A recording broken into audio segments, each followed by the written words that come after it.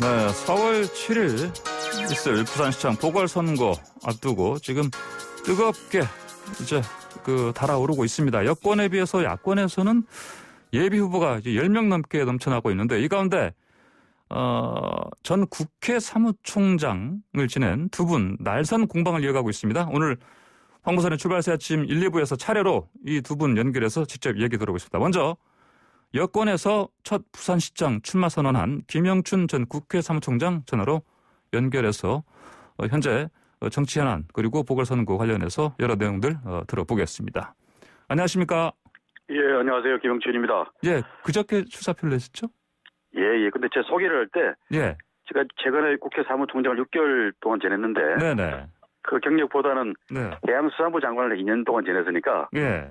전 해양수산부 장관으로 소개하시는 게 더 좋을 것 같습니다. 알겠습니다. 그럼 다시 예. 김영춘 전 해양수산부 장관님 이렇게 제가 그럼 부르겠습니다. 예. 예. 그럼 김 장관님 네네. 근데 출사표 내신 게 좀 약간 늦은 것 같습니다. 예, 아무래도 국회 사무총장 맡은 지가 오래 되질 않았고 예. 또 코로나19 상황이 국회에서도 계속 진행이 되었습니다. 예.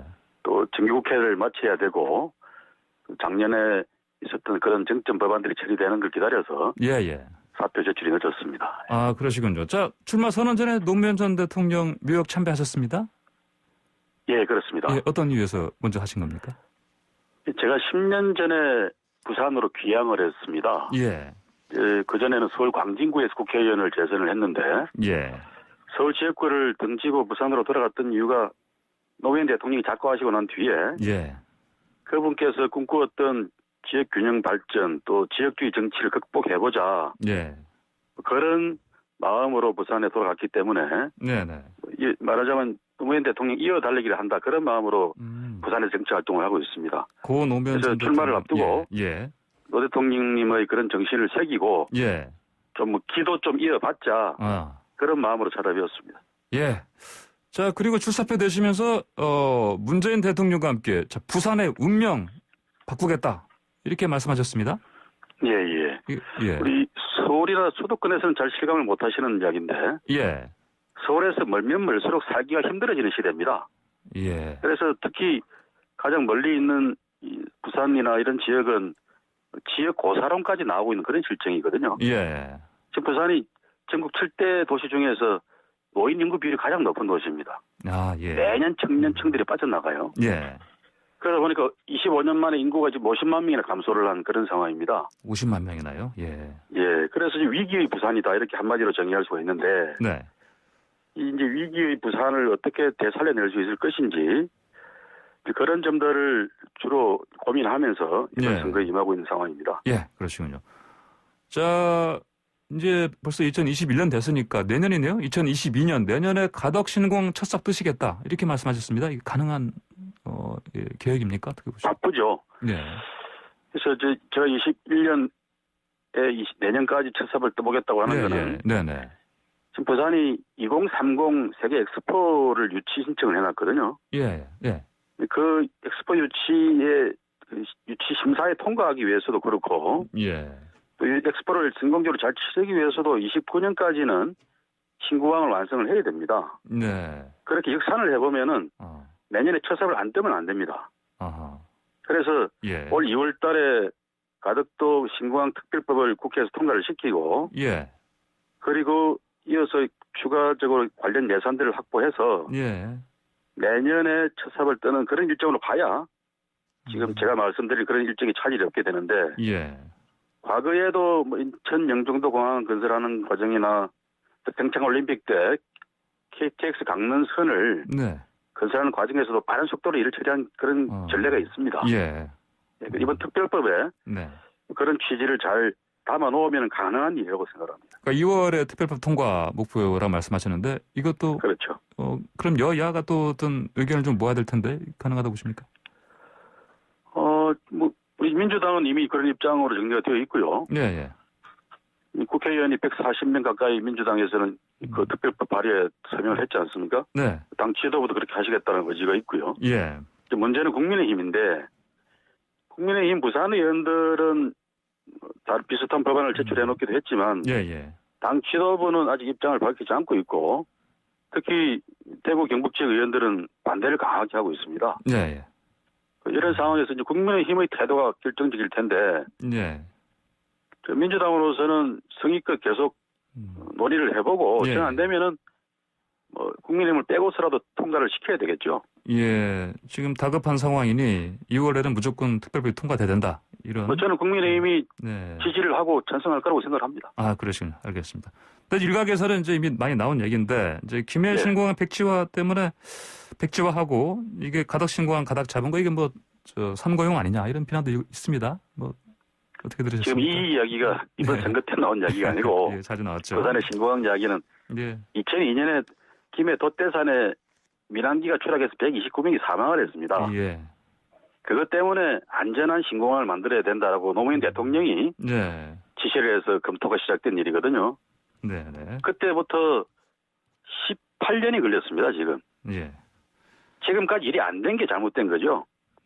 그런데 이명박 정부, 박근혜 정부가 부산 시민이 원하는 그런 신공항과 정반대의 결론을 내렸습니다. 예.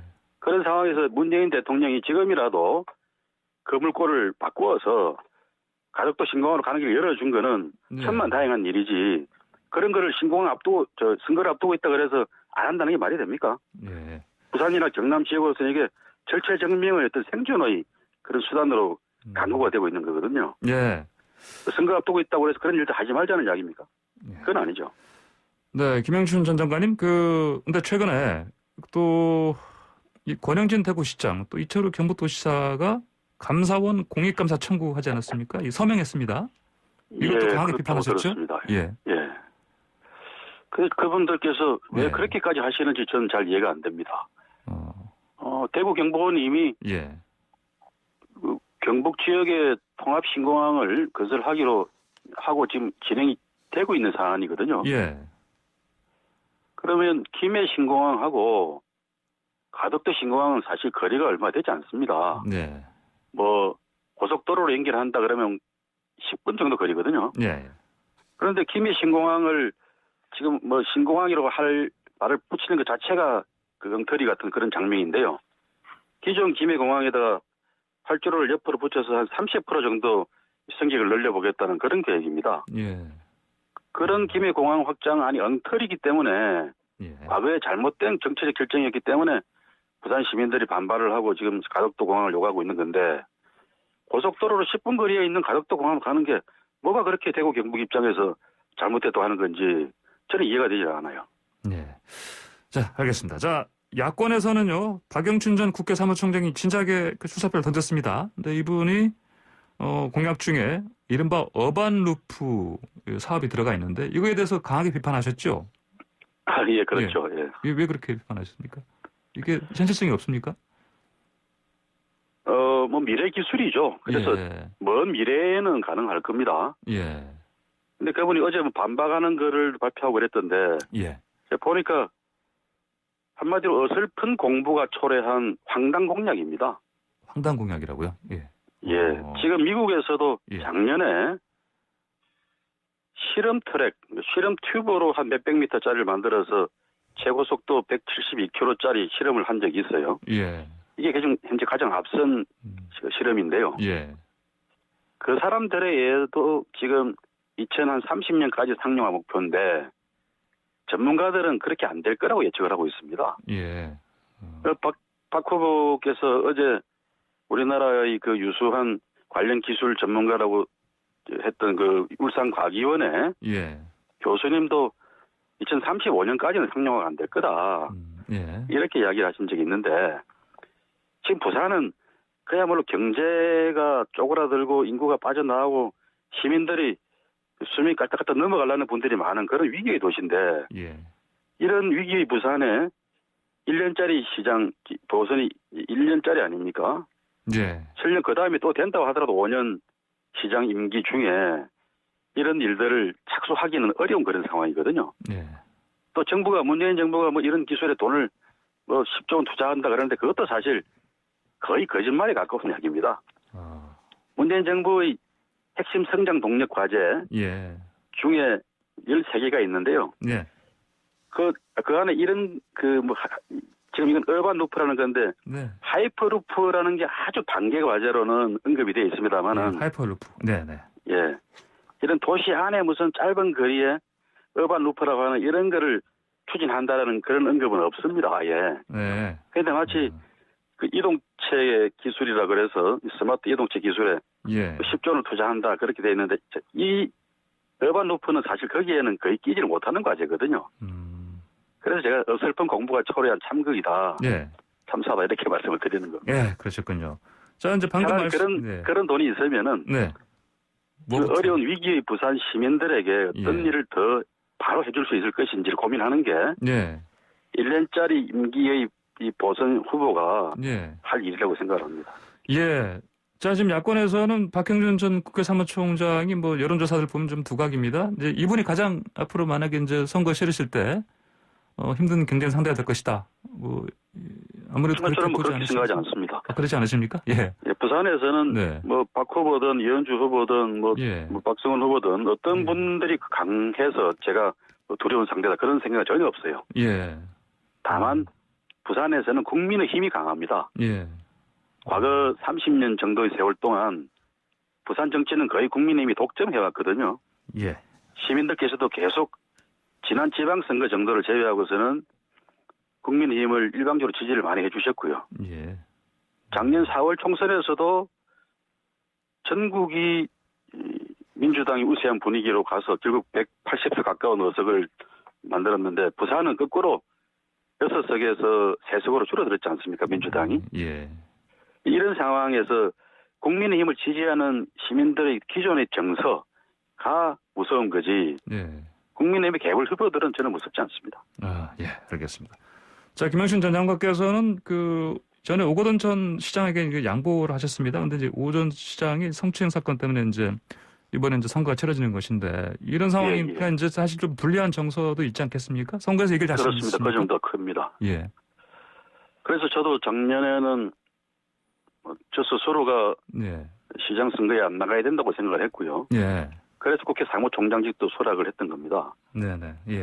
그런데 연말에 민주당에서 수도 서울과 부산을 동시에 후보를 안 내는 상황은 있을 수가 없다라고 생각을 하고 여당으로서 그런 결정을 바꾸어서 후보를 내기로 한 마당에는 저도 거기에 따르겠다고 생각을 하고 특히 부산은 서울보다는 훨씬 어려운 상황이니만큼 저라도 지금 제가 부산에서는 민주당 정치인 중에 제일 다선 의원입니다. 지금 3선 의원 출신이고 또 장관까지 지낸 그런 책임 있는 입장에서는 저라도 총대를 좀 매야 되겠다. 그런 생각으로 출마를 결심하게 된 겁니다. 또 부산이 너무 어렵습니다. 이 어려운 부산의 경제를 살리고 시민 민생을 정진시킬 수 있는 그런 일에 제가 미랄이 되겠다는 그런 생각으로 뛰어들었습니다. 김 전 장관님 끝으로요.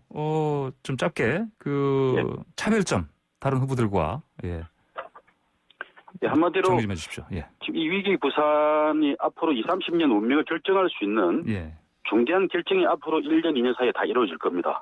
가덕도 신공항 결정도 그렇고 엑스포 유치 결정, 철도 시설 재배치 이런 일들이 다 이루어지게 되는데 이 보궐선거에서 뽑히는 시장이 1년 임기 중에 뭐 공부하다가 끝날 수는 없거든요. 바로 일을 할 수 있고 또 이런 결정들을 힘있게 추진할 수 있는 집권 여당의 후보가 바로 저는 김영춘이라고 생각을 하고 시민들께 그런 점들을 적극적으로 호소드리고 싶습니다. 알겠습니다. 오늘 말씀 여기까지 듣겠습니다. 감사합니다. 고맙습니다. 지금까지 김영춘 전 해양수산부 장관이었습니다.